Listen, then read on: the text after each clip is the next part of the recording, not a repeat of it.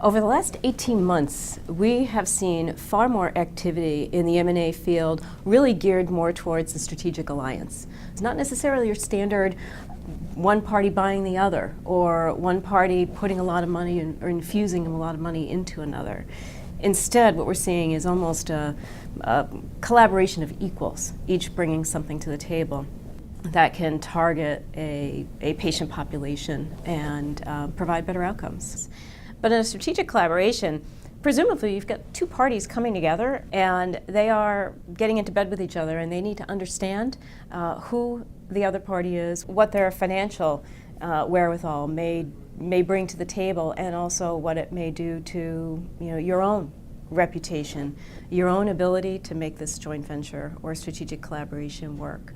So the tools that parties have to bring to the table for these kinds of strategic collaborations include not just your typical lawyers and accountants, but it really requires having the mission driving individuals at the table.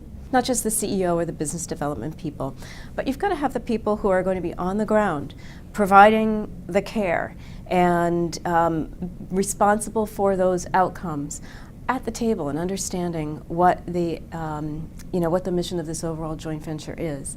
So what we typically do when we are kicking off one of these collaborations is develop a series of work streams. So there are going to be individuals who are responsible for each and every aspect of the collaboration: the financial, the legal, the business outcome, the clinical outcome, the IT, which often gets forgotten but is important to underpin this entire structure. But you also have to have the legal teams communicating with each other. These kind of collaborations tend to be more successful when the legal team on both sides of the table come at it with the collaboration and the partnership in mind, and not as an adversarial construct.